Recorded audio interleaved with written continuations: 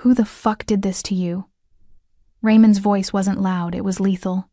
The kind of quiet that comes right before violence.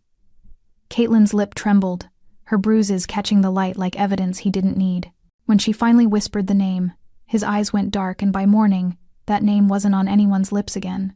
If you're hooked in and want to enjoy this story, go ahead and subscribe, and drop a comment letting me know where you're watching from. It's always amazing to see where everyone's watching. Plus, tomorrow I've got another incredible story lined up, and you definitely don't want to miss it. Alright, back to the story. Just 5 minutes. Caitlin whispers to the empty hallway, pressing her palm against the cold storage room wall. Her black and white uniform, the one with the crisp collar, she irons every morning before her shift is wrinkled and stained, not with spilled drinks, with her own blood. She can't go back to the bar like this. Can't let anyone in the Monarch Club see her like this. The city's most powerful men don't tip waitresses who look broken. They don't see them at all.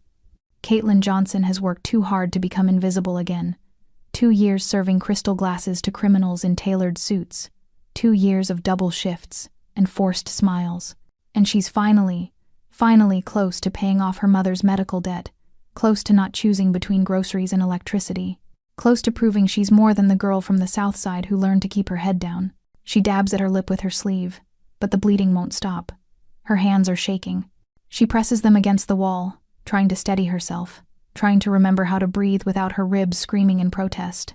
The storage hallway is dim, lit only by a single flickering bulb that casts shadows across stacked liquor boxes and cleaning supplies. Beyond the door, she can hear the muffled sounds of the club crystal clinking, low conversations, the kind of laughter that comes with power and expensive whiskey. She needs to fix this. Fix herself. She reaches for the metal door of the storage freezer, using its reflective surface as a makeshift mirror. The woman staring back at her looks destroyed, mascara streaked down her cheeks, hair falling out of its neat bun, a split lip that keeps bleeding no matter how many times she wipes it. Just 1 minute, she whispers again, like a prayer. Just 1 minute. But she doesn't get 1 minute. Footsteps echo in the hallway. Not the hurried click of another waitress, not the shuffle of kitchen staff. These are different, measured, deliberate. The kind of footsteps that own the ground they walk on. Caitlin's breath catches. She straightens too quickly. Pain explodes through her ribs, white hot and blinding. She bites down on her lip to keep from crying out, tasting copper. She turns, an apology already forming on her lips, but the words die in her throat. Raymond Hughes stands in the doorway. Not just another patron, not just another member. The one whose private booth remains empty until he arrives. The one whose name appears in whispered conversations that stop the moment staff walk by. The one who owns things, clubs, politicians, silence itself. 6'2" of polished, quiet violence. His dark hair is slicked back perfectly, not a strand out of place despite the late hour. His eyes are the color of black coffee, unreadable and deep, the kind of eyes that miss nothing. Tattoos trace up his throat and disappear beneath the collar of his crisp white shirt like secrets he doesn't bother to hide anymore. He's wearing a 3-piece charcoal suit that probably costs more than she makes in 6 months. His tie is straight, his cufflinks platinum. Simple, expensive. Catch the dim hallway light. He's 36 years old, though the sharp angles of his jaw and the weight behind his eyes make him seem ancient, like he's lived several lifetimes in those years. Caitlin has worked exactly 74 shifts since Raymond became a regular at the Monarch Club. She's refilled his whiskey perhaps 36 times, always silently, always carefully, always making sure never to meet his eyes. He's never looked at her directly, not once in 4 months of service. He's looking at her now. His expression doesn't change. That's what terrifies her. His face remains absolutely still, composed, calm. But his eyes travel from her torn collar to her swollen cheek, to her bleeding lip, to the way she's holding her left side like her ribs might shatter completely if she lets go. Mr. Hughes, she starts, her voice thin and broken. Who? His voice is quiet, conversational even. But something in that single word makes Caitlin's spine straighten despite the pain radiating through her entire body. It's nothing, she says quickly, desperately. I fell in the storage room. I'm clumsy tonight. I just needed a moment to clean up before. Caitlin. Her name sounds different in his mouth. Lower, dangerous. Like a promise wrapped in a threat, wrapped in something she doesn't have a name for yet. He takes 1 step into the hallway. The door to the main bar closes behind him with a soft click that seems to echo forever in the small space.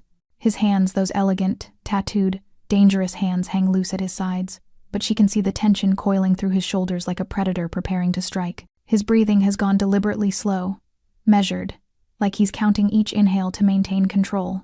I'm going to ask you one more time. The fluorescent bulb flickers above them. The moment stretches. Caitlin can hear her own heartbeat pounding in her ears. His voice drops lower, quieter, more lethal than any shout could ever be. Who the fuck did this to you? Caitlin's breath comes in short, painful gasps.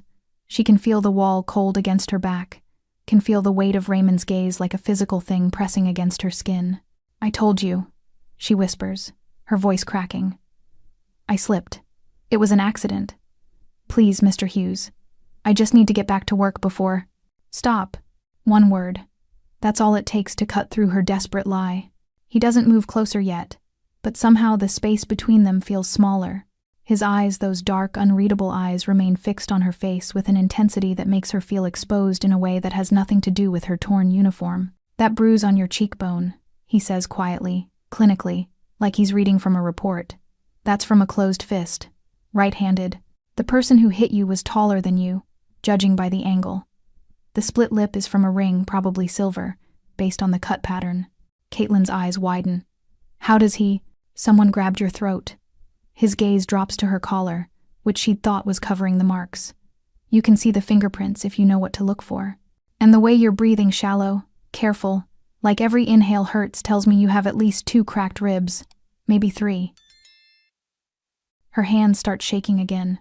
She presses them against the wall behind her, trying to anchor herself, trying to understand how this man can read violence on her body like it's written in a language only he speaks.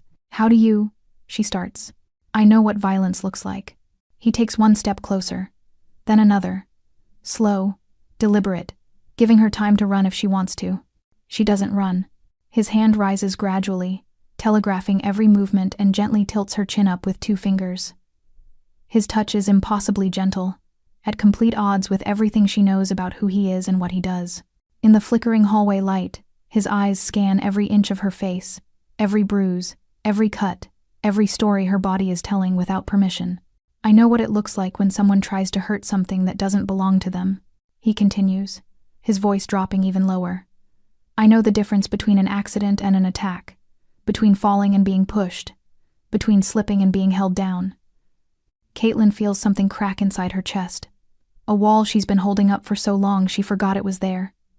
Tears burn behind her eyes, but she refuses to let them fall. Not here. Not now. Not in front of him. Mr. Hughes, please, she whispers. I can't afford to lose this job. My mother, she's sick. The treatment bills are due next week, and if I'm not here, if they think I'm trouble, you're not going to lose your job. The certainty in his voice should be comforting. Instead, it terrifies her.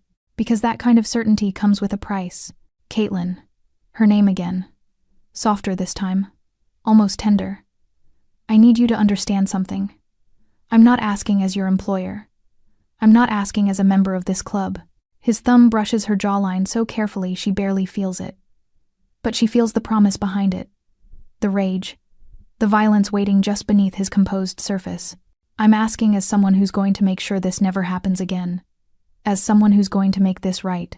The gentleness in his touch contrasts so sharply with the lethal promise in his voice that Caitlin feels her last defense crumble. Who did this to you? The question hangs in the air between them. In the distance, she can hear the muffled sounds of the club continuing without them. Crystal glasses, low laughter, the world moving forward while hers has stopped completely in this dim hallway. She shouldn't tell him. She knows she shouldn't. Travis has connections. Travis has friends who come to this club. Travis has made it very clear what will happen if she ever tells anyone what happens when he drinks too much, when he gets jealous, when he decides she's been looking at other men or talking too much or breathing wrong. But Raymond's fingers are still gentle on her jaw, and his eyes are still watching her with an intensity that makes her feel seen, really, truly seen for the first time in longer than she can remember. I can't, she whispers one more time. If I tell you, he'll what?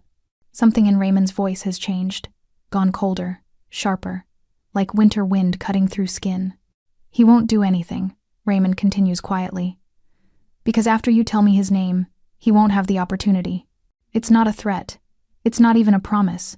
It's a statement of fact. Simple. Inevitable. Like gravity. Caitlin takes a shuddering breath. Her ribs scream in protest. A tear finally escapes, rolling down her cheek and mixing with the blood at the corner of her mouth. "Travis," she whispers, so quiet she almost doesn't hear herself. "Travis Hale." Raymond's expression doesn't change. Not a flicker, not a flinch, but something happens behind his eyes. Something dark and certain and utterly merciless. His hand drops from her face. He steps back slightly, giving her space to breathe. "Go home, Caitlin. You're done for the night. But I can't just. Someone will drive you." It's not a suggestion. He removes his suit jacket with smooth, practiced movements and drapes it over her shoulders. It's warm from his body heat and smells like expensive cologne and whiskey and something else, something that makes her feel safe in a way she hasn't felt in years. "Mr. Hughes, I'll take care of it." Caitlin sits in the back of a black Mercedes that costs more than her entire apartment building. The driver hasn't spoken a single word since Raymond's brief instruction. Take her home. Make sure she gets inside safely. She clutches Raymond's jacket around her shoulders like armor. It swallows her small frame, the sleeves hanging past her fingertips. She should give it back. She should have insisted on staying to finish her shift. She should have kept her mouth shut. She told him Travis's name. The thought sends ice through her veins despite the jacket's warmth. Her apartment is dark when the driver pulls up to the curb. He walks her to the door, silent, professional, terrifying in his efficiency. He waits until she's inside with the door locked before returning to the car. She watches through the window as the Mercedes disappears into the night. The silence of her apartment is suffocating. Caitlin moves through the motions mechanically, removes the blood-stained uniform, steps into the shower, watches pink water circle the drain. Her hands won't stop shaking. She told him Travis's name. What has she done? Travis isn't just violent, he's connected. His cousin runs drugs through half the South Side. His friends are the kind of men who make problems disappear, he told her once. His hand around her throat, his breath reeking of whiskey. Exactly what would happen if she ever told anyone about their private business. She wraps herself in an old robe and sits on the edge of her bed, still wearing Raymond's jacket over it. The clock on her nightstand reads 2:47 a.m. Sleep doesn't come. She lies in the dark, staring at the ceiling, replaying the moment over and over. The way Raymond's eyes had gone cold when she whispered Travis's name. The way his voice had dropped when he said, "I'll take care of it." What does that mean? What is he going to do? The questions chase each other through her mind until the sky outside her window begins to lighten. Gray dawn, then pale morning. She must have dozed at some point because she jolts awake to her phone buzzing on the nightstand. 7:23 a.m. Her mother calling. Caitlin lets it go to voicemail. She can't explain why she sounds like she's been crying. Can't explain the bruises her mother will hear in her voice. She pulls herself out of bed, every muscle protesting. Her ribs are worse this morning, the pain sharp and constant. She makes coffee with shaking hands and turns on the small TV in her kitchen, more for the noise than anything else. The local news is playing. Traffic report, weather, a segment about the city council's budget meeting. Then, breaking news this morning as police investigate the disappearance of 8 men reported missing overnight. Authorities say the men, all believed to be connected to local criminal enterprises, were last seen at various locations throughout the city, between midnight and 3 a.m. Caitlin's coffee mug freezes halfway to her lips. The news anchor continues, her expression professionally concerned. Among those missing is Travis Hale, 32, along with 3 associates identified as Derek Marco, Mike Volkov, and James Torres. 4 additional men, all believed to have connections to Hale, are also unaccounted for. Police are asking anyone with information to. The mug slips from Caitlin's fingers. It shatters on the kitchen tile, coffee spreading across the floor like the blood that stained her uniform last night. 8 men, Travis, and 7 others, all gone, all in one night. Her phone buzzes again. Unknown number. Her hand trembles as she answers. "Hello? You don't need to worry anymore." Raymond's voice, calm, steady, like he's commenting on the weather. Caitlin's knees buckle. She slides down the kitchen cabinet to the floor, shards of broken mug scattered around her, coffee seeping into her robe. "What did you do?" she whispers. "What I said I would do. I took care of it." On the TV behind her, the news anchor is showing photos now. Travis's face fills the screen, that same face that smiled at her once, before his hands learned to hurt. before his love turned to possession, turned to violence. The police, she starts, have no leads, no witnesses, no evidence. A pause, no bodies. The casual way he says it should horrify her, should send her running to the police herself, should make her sick with fear and guilt and the weight of what she's caused. Instead, she feels something she hasn't felt in 3 years. Relief. I don't understand, she whispers, even though she does. Even though understanding is exactly what's making her chest tight and her breathing shallow and her whole world tilt on its axis. You don't need to understand. You just need to know that Travis Hale will never touch you again. Neither will anyone who stood by and let it happen. Neither will anyone who might have thought about defending him. Caitlin closes her eyes. Behind her eyelids, she sees Travis's hands around her throat, sees his fist coming toward her face, sees herself small and scared and alone in a world that taught her that survival meant silence. She opens her eyes. "Thank you," she whispers. The words feel wrong and right and terrifying all at once. Raymond's voice softens almost imperceptibly. "Rest today. Someone will bring you something for the pain. Tomorrow, if you feel up to it, come back to work. Your position is waiting." "Raymond." "Yes?" She's never called him by his first name before. It feels intimate. Dangerous. Like crossing a line she can't uncross. "I'm not afraid," she says quietly. "I should be, but I'm not." Silence on the other end. Then, "Good. You shouldn't be." The line goes dead. 2 days later, Caitlin returns to the Monarch Club. She almost doesn't.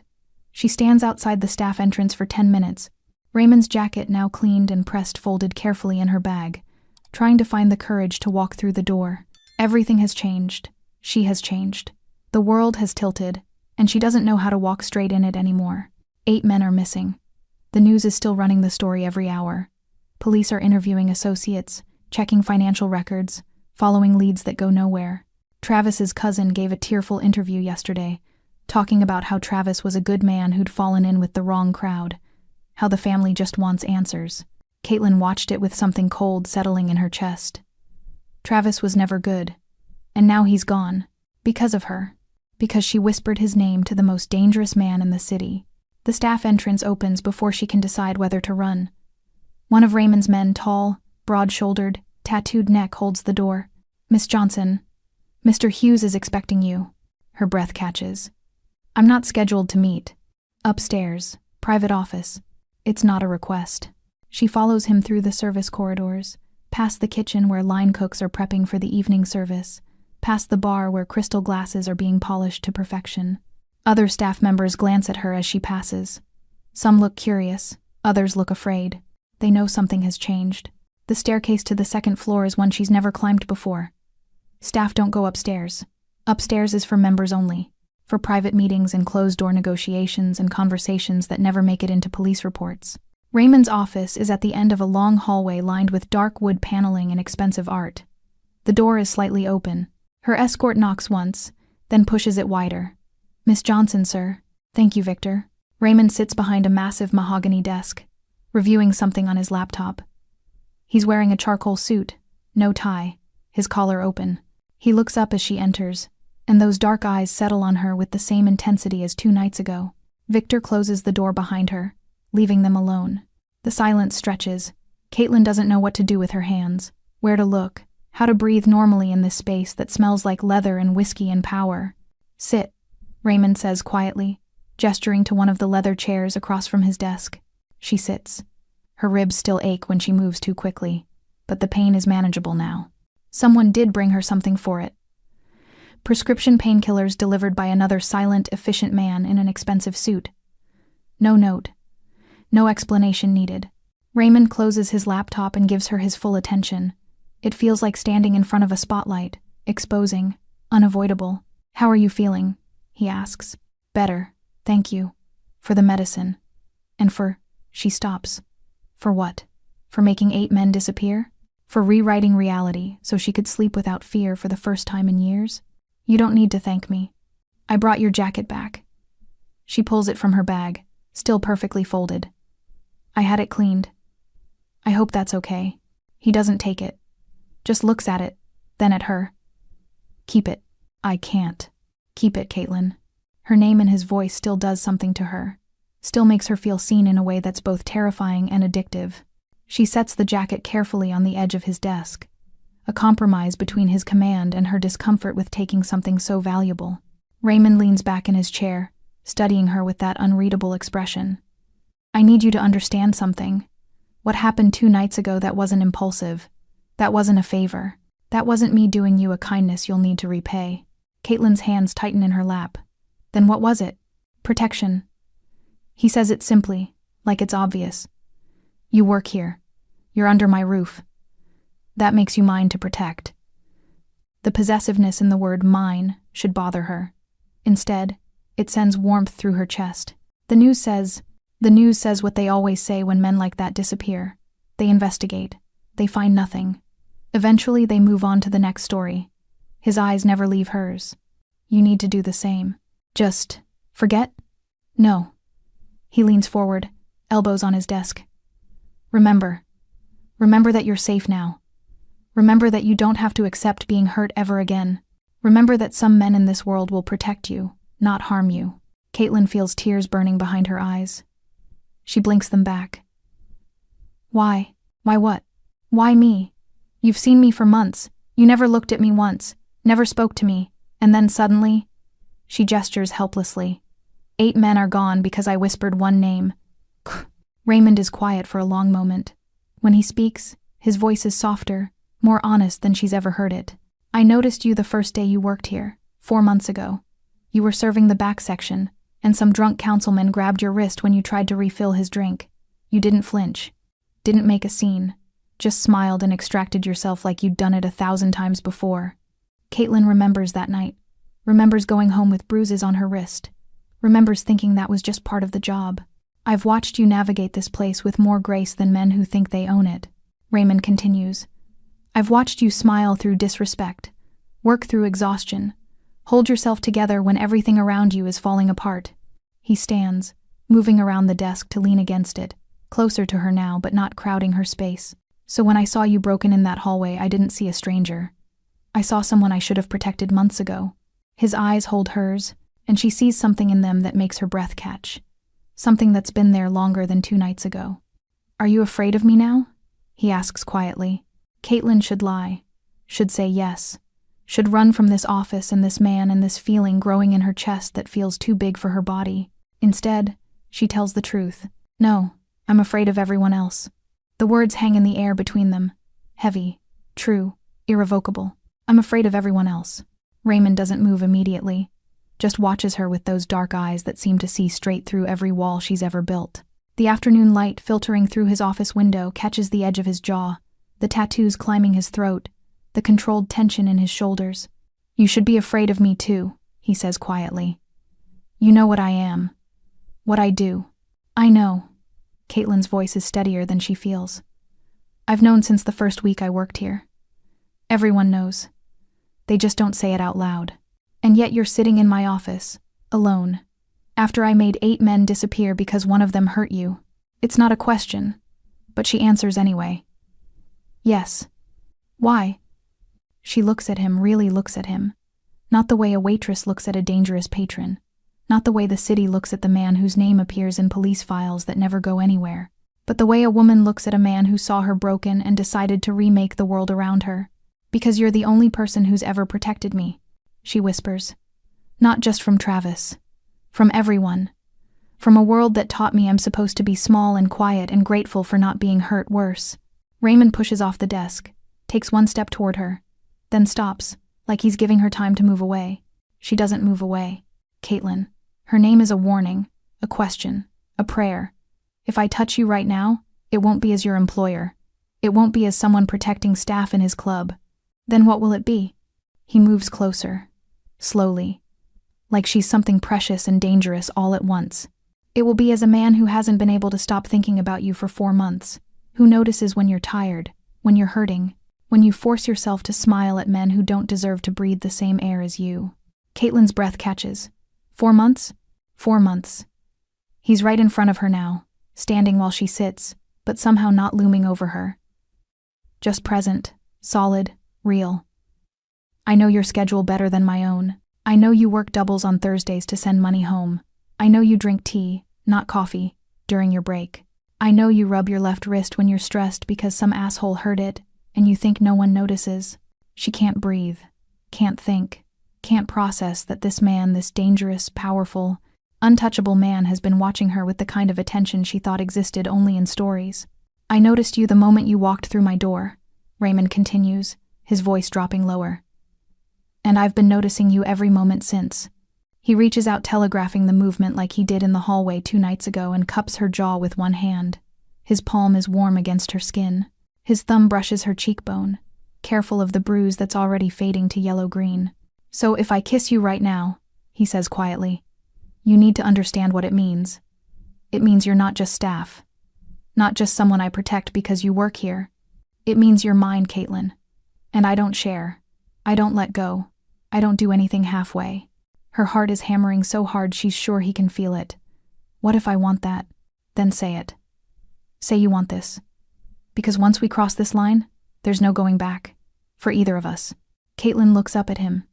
At the man who made her world safer by making it more dangerous. At the hands that have ended lives now touching her like she's made of glass. At the eyes that have gone from cold observation to something burning and possessive and utterly focused on her. She thinks about Travis. About 3 years of flinching. About learning to make herself smaller. About nights spent hoping it wouldn't be too bad this time. She thinks about Raymond finding her in that hallway. About the gentle way he tilted her chin up. About the lethal promise in his voice when he asked who hurt her. She stands. The movement brings her closer to him. Close enough that she has to tilt her head back to maintain eye contact. Close enough that she can smell his cologne and see the flecks of amber in his dark eyes. I want this, she whispers. I want you. Something in Raymond's expression cracks. Not his control that remains iron solid, but something deeper. Something that's been held back for 4 months of watching and waiting and wanting. He leans down slowly, giving her every opportunity to change her mind, to pull away, to run. She doesn't run.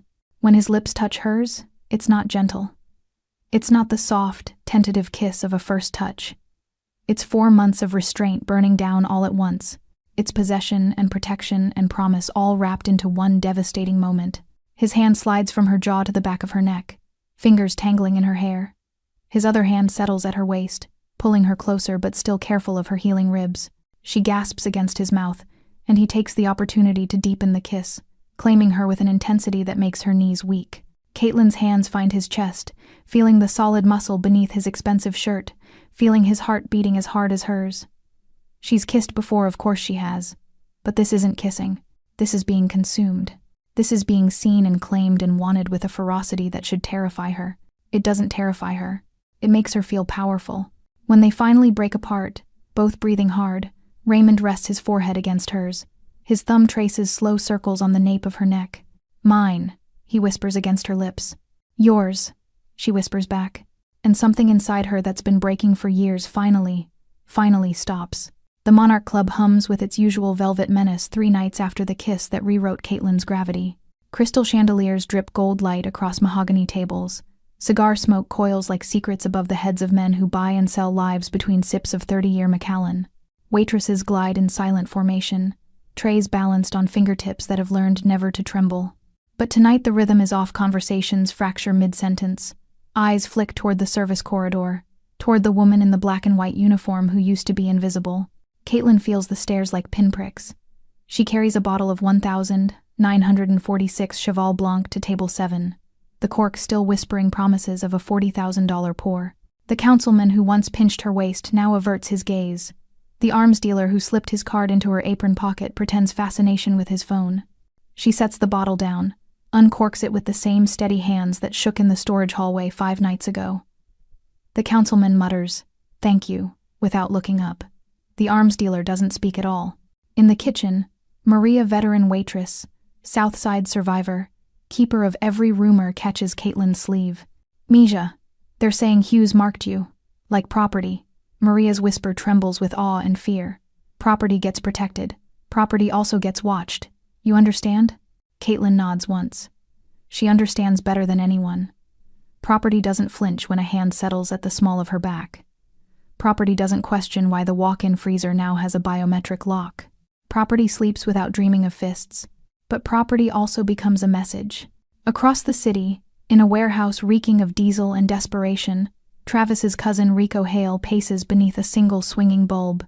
His knuckles are split from punching a wall that refused to give him answers. 8 men gone. 8. Travis was loud, stupid, cruel, but he was blood. Rico's blood now demands payment in the only currency the streets respect. She knows something, Rico snarls to the 3 shadows leaning against crates of stolen pharmaceuticals. That waitress bitch. Hughes wouldn't vanish 8 guys for a random piece of ass. One shadow thin, twitchy, track marks climbing his forearm shifts nervously.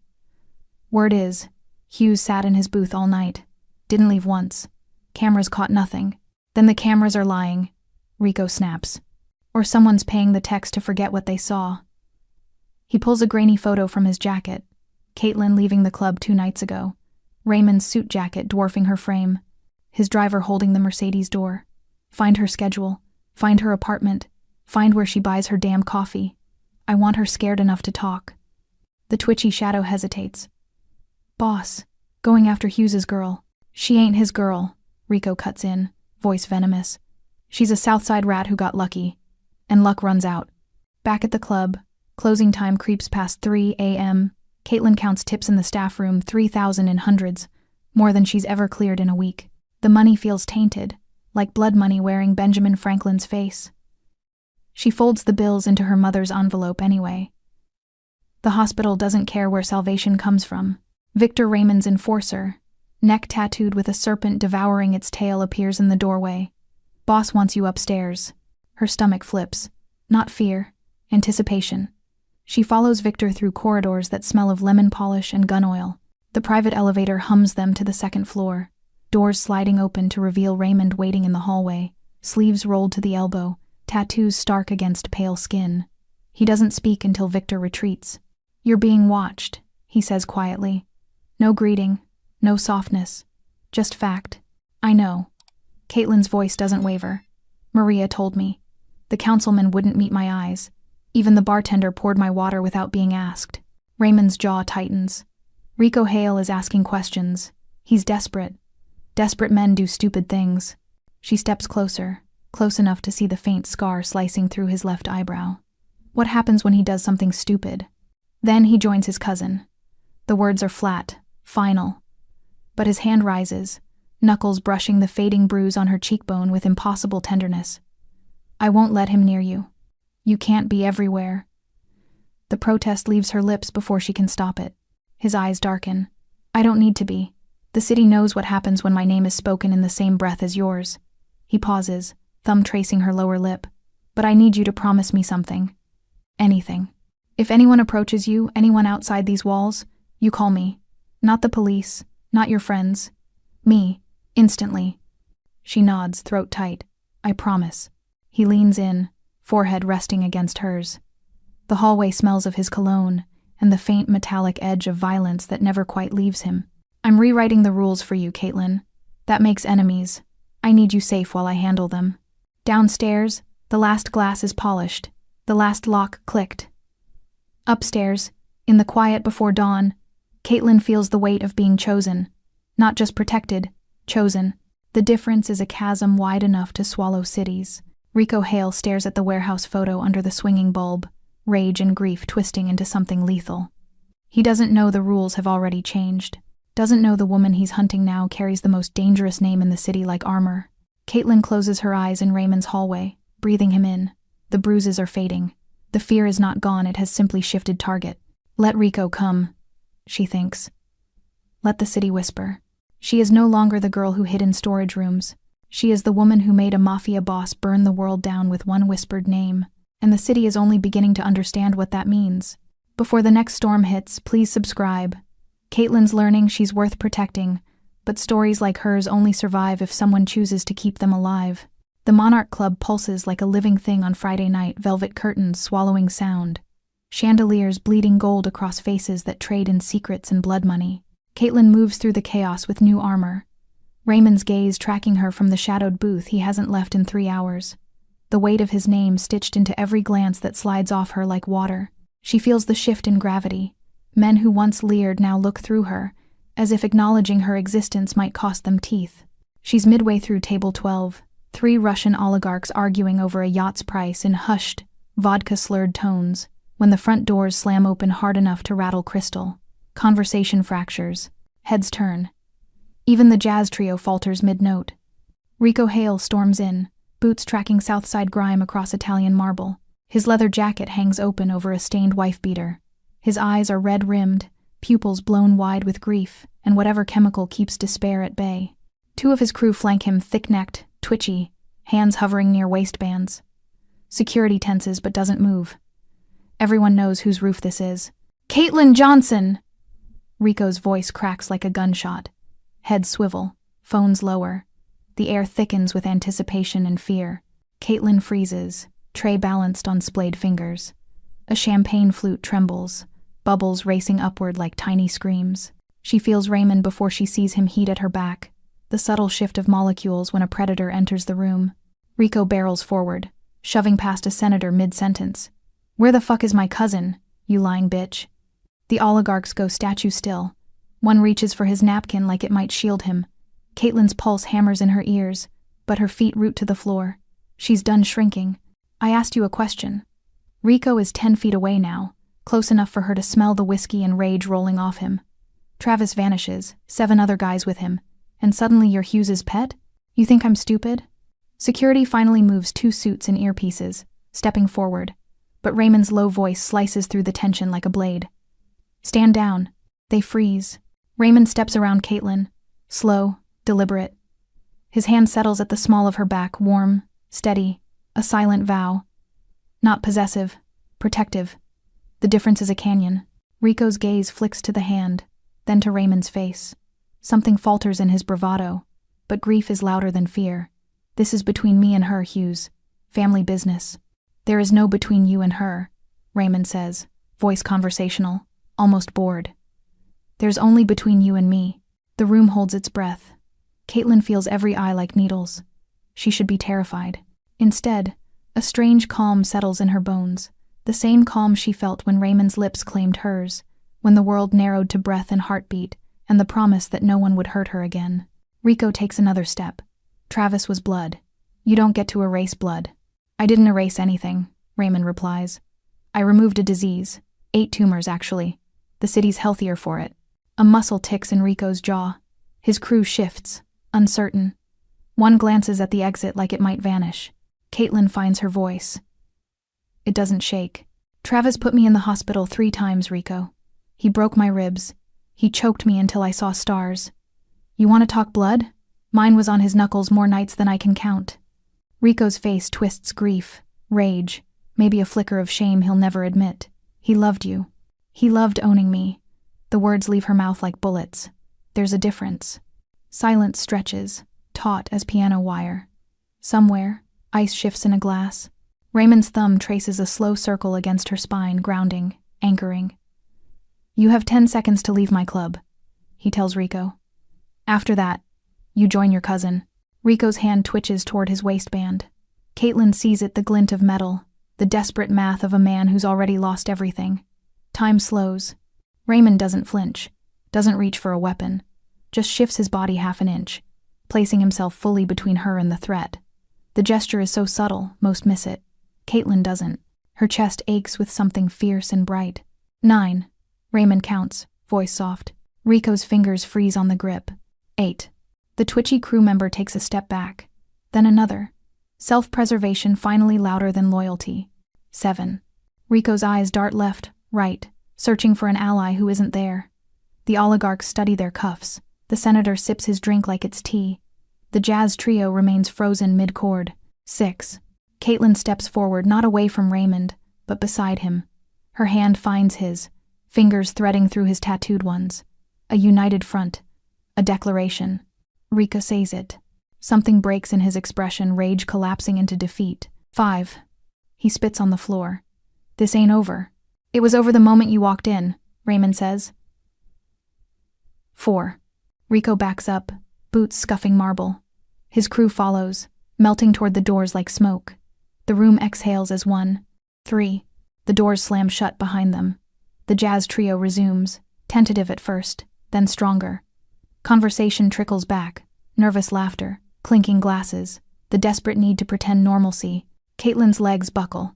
Raymond catches her before she falls, arm banding around her waist. "Breathe," he murmurs against her temple. "It's done." She does. In. Out. The scent of his cologne and the faint metallic edge of adrenaline grounding her. "He'll come back," she whispers. "No," Raymond says simply. "He won't." She believes him. Later, in the quiet of his office, he pours her tea chamomile, no sugar, exactly how she likes it during breaks. She wraps both hands around the cup, watching steam curl between them. "You didn't have to count down," she says. "You could have just—" "I wanted him to feel every second of powerlessness he gave you." Raymond's voice is rough, stripped of performance. "I wanted him to understand what it's like to be small." Caitlin sets the cup down, crosses the room, cups his face in trembling hands. "I'm not small anymore." His eyes search hers, dark, ancient, aching. "No," he agrees. "You're not." She kisses him then. Not the desperate clash of their first kiss, but something slower, deeper.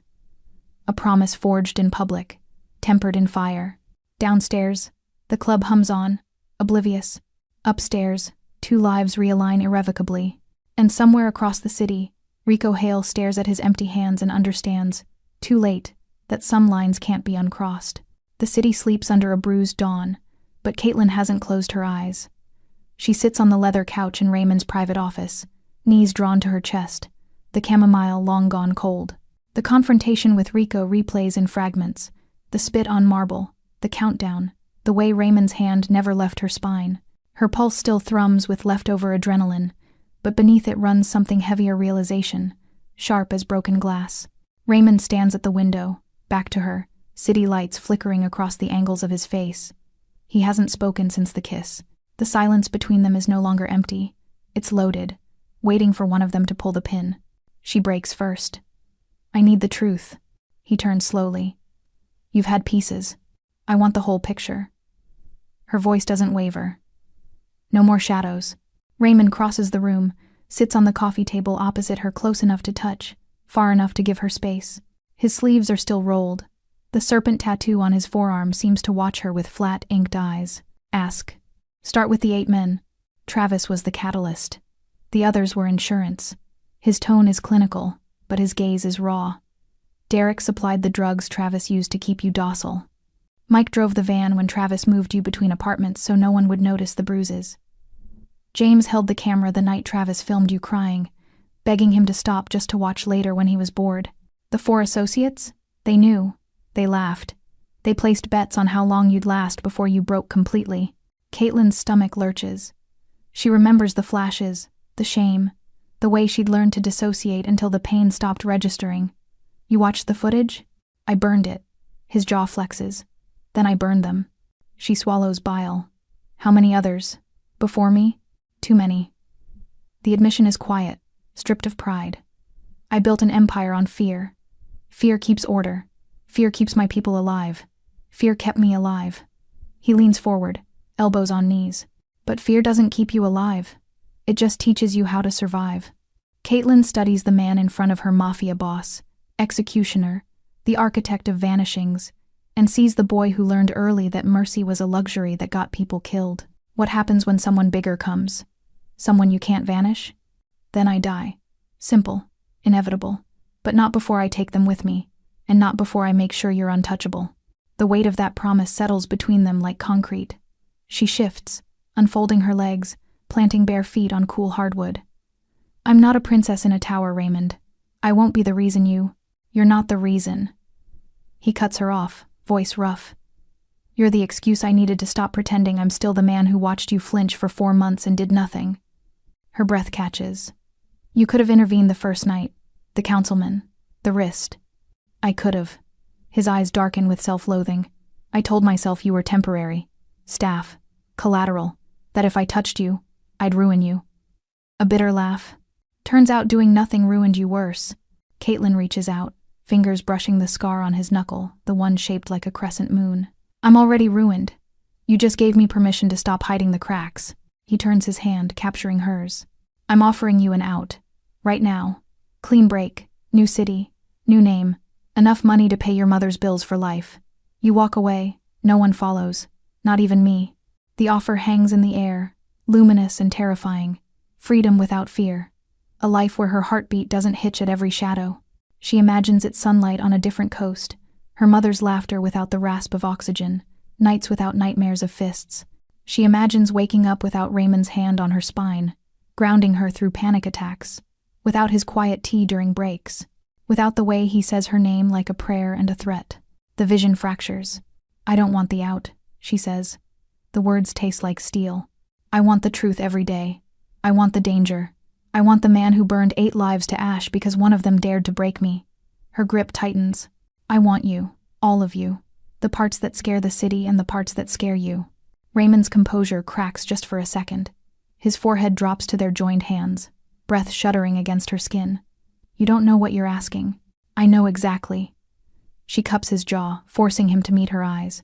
I'm choosing the monster who protects me over the saints who watched me bleed. I'm choosing the man who sees every fracture and calls me whole anyway.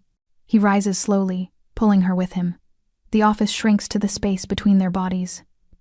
Then understand this, he says, voice gravel and silk. There's no half measure. You're in my world now. My enemies become yours. My blood becomes yours. My life. His thumb traces her lower lip. Is yours to take if I ever hurt you. I won't need to, she whispers. You'd cut your own hands off first. A ghost of a smile. Yes. She rises on tiptoes, kissing him, not the desperate clash of before, not the gentle promise of after Rico.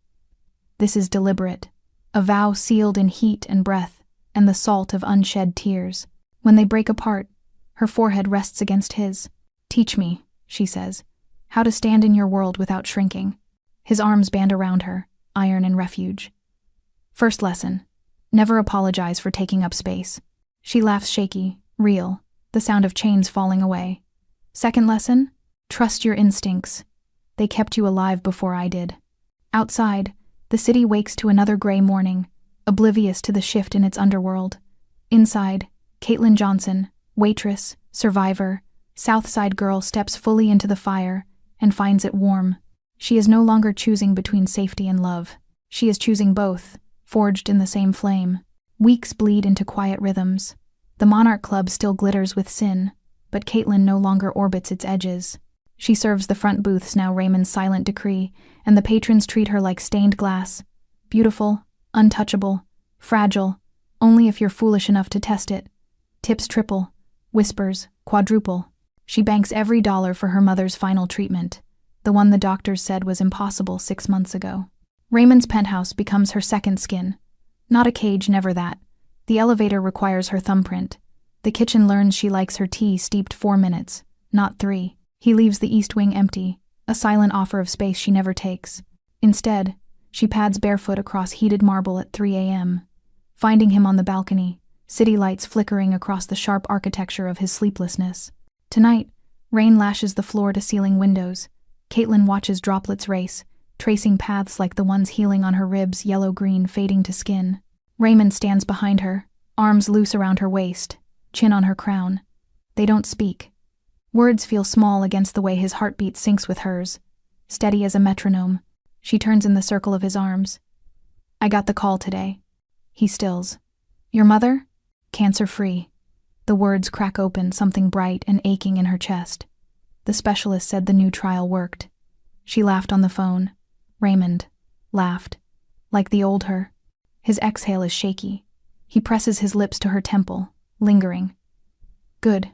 Caitlin pulls back, searching his face. You paid for the trial. I donated to the hospital.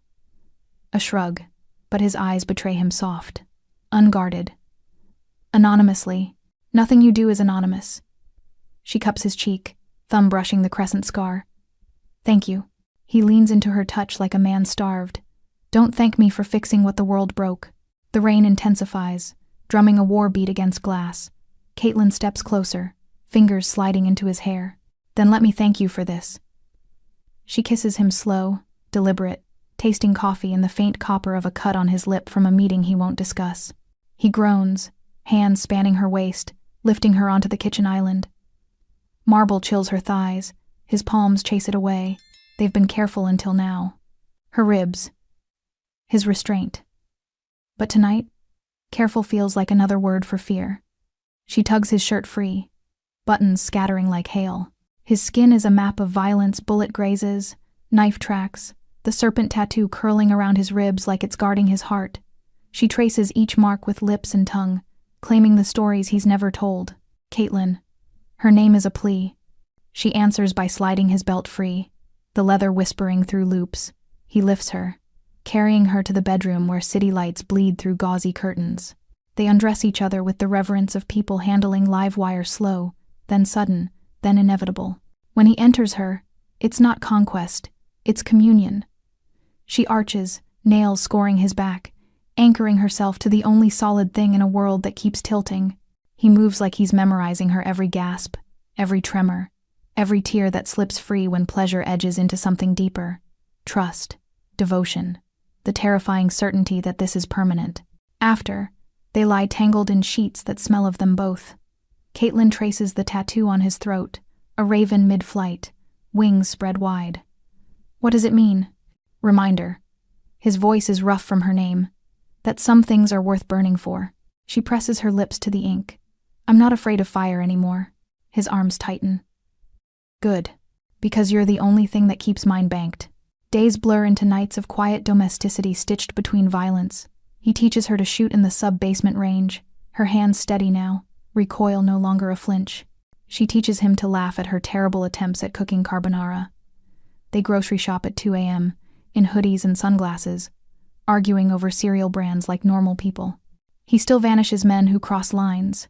She still sends half her tips to her mother. The worlds don't collide, they orbit, held in tension by the gravity of chosen family. One evening, she finds him in the study, staring at a photo on his desk. A younger Raymond, maybe 20, arms slung around a boy with Caitlin's eyes and Travis's cruel mouth. The resemblance is a punch. Your brother? She asks softly. Half. His voice is raw. Same father, different mothers. He taught me what happens when you love something weak. He turns the frame face down. I swore I'd never be that vulnerable again. Caitlin circles the desk, straddling his lap. You're not. You're the strongest man I know, and I'm not weak. He buries his face in her neck, breathing her in like oxygen. You're my exception. No, she whispers. I'm your rule now. Later in the dark, she wakes to find him watching her. Moonlight carves silver across his cheekbones. Marry me, he says. Not a question. A fact. Her heart stutters. You don't ask? I'm not good at asking. His thumb strokes her ring finger. But I'll spend every day proving I'm worthy of your yes. She kisses him soft, then fierce. Yes. 1,000 times yes. The ring appears the next morning. Black diamonds set in platinum, subtle enough for the club, lethal enough for his world. She wears it beneath her uniform sleeve, a secret pressed against her pulse. Healing isn't linear. Some nights, she wakes, gasping, Travis's hands phantom around her throat. Raymond holds her through the tremors, whispering her name until the dream dissolves. Some mornings, he returns with blood under his nails and guilt in his eyes. She washes his hands in the sink, kissing each knuckle clean. They become each other's center, his restraint tempered by her laughter, her courage forged in his protection. Intimacy deepens into something sacred. The way he brushes her hair while she studies hospital bills, the way she traces his tattoos while he sleeps, the way they move together like tide and moon.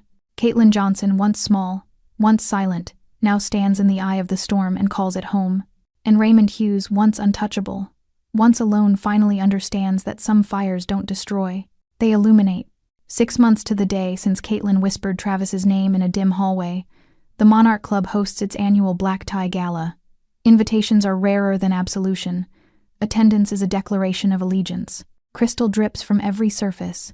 Champagne flows like guilt, and the city's predators circle in Tom Ford and diamonds, smiling with teeth. Caitlin stands at the top of the grand staircase, no longer in black and white polyester. The gown is midnight silk, cut on the bias, pooling like liquid shadow at her feet. The black diamond ring glints beneath chandelier light, no longer hidden. Her hair is swept up, exposing the faint scar at her collarbone. Travis's last gift, now a badge. She is breath-stealing, untouchable. His. Raymond waits at the bottom, hand extended. His tuxedo is charcoal, severe, the raven tattoo peeking above his collar like a warning. When their fingers meet, The room stills. Cameras flash. Whispers hush. The king has chosen his queen, and the kingdom kneels. They descend together. Every step is choreographed chaos. Senators part. Oligarchs bow. A cartel princess kisses Caitlyn's cheek with trembling lips. No one meets her eyes without permission. No one offers a hand Raymond doesn't vet. She feels the weight of it: power, protection, the terrifying beauty of being seen. At the center table, her mother sits in borrowed pearls, eyes shining with tears and pride. The woman who once counted pennies for pills now sips Dom Perignon beside a governor. Caitlyn kneels, pressing her forehead to her mother's knee. "You came. I wouldn't miss my daughter becoming legend," her mother whispers, voice thick. "He flew me first class, baby. Said it was non-negotiable." Raymond's hand settles on Caitlyn's shoulder, warm, steady. "Family is sacred," he murmurs. The governor nods like a parishioner. The orchestra swells. Raymond leads her to the dance floor. The first waltz is theirs alone. The crowd forms a perfect circle, a living frame. He spins her slowly, her gown flaring like dark wings. His palm at her waist is both anchor and promise. "You destroyed them for me," she says against his ear, voice barely audible over violins. His grip tightens. "I would destroy the world for you." "I know." She pulls back, eyes fierce. "And I'd burn it down with you." The music crests. He dips her low, lips brushing the pulse at her throat. The room erupts in polite, terrified applause. Later, on the balcony overlooking the city, snow begins to fall, rare, impossible, a white hush over concrete and sin. Caitlyn leans against the railing, champagne forgotten. Raymond stands behind her, arms caging her in, chin on her crown. "Rico Hale turned up last week," he says quietly. "Floating in the river. Suicide, they're calling it." She doesn't flinch. He chose the wrong war. Raymond's laugh is soft, dark. "He wrote a note. Said he couldn't live knowing Travis died screaming your name." Caitlyn turns in his arms. Snowflakes melt on her lashes. "Let the city tell that story. Let them remember what happens when they touch what's mine." His eyes blaze. "Ours." She kisses him, then slow, deliberate, tasting snow and champagne, and the future. When they break apart, the gala is a distant hum. The world below glitters, oblivious to the shift in its axis. Inside, the final toast. The governor raises his glass. "To Raymond Hughes and his bride, may their reign be long and their enemies brief." Glasses clink. Caitlyn meets every gaze, unflinching. She is no longer the girl who hid in storage rooms, who apologized for breathing. She is the woman who stood beside a monster and made him human. The woman whose name now ends conversations and starts wars. As the orchestra strikes the last note, Raymond lifts her hand to his lips, kissing the ring. "Ready to go home, Mrs. Hughes?" Home. The word settles in her bones like truth. She smiles sharp, radiant, unafraid. "Take me home." They leave through a gauntlet of bowed heads and averted eyes. The snow falls thicker, erasing footprints, writing new legends in white. Behind them, the Monarch Club glows like a crown. Ahead, the city waits, rewritten, recalibrated, theirs. And Caitlyn Hughes, once broken, now unbreakable, walks into the storm with her monster's hand in hers, knowing the world will bend before it ever touches her again. She is not afraid. She is the reason others are. Thanks for sticking with this story till the end. If you enjoyed it, you're going to love the next one. It's packed with unexpected turns and heartfelt moments. Click the image on your screen to keep the journey going, and make sure to hit subscribe for more amazing stories. Drop a comment and rate this story from 1 to 10. I can't wait to see what you think.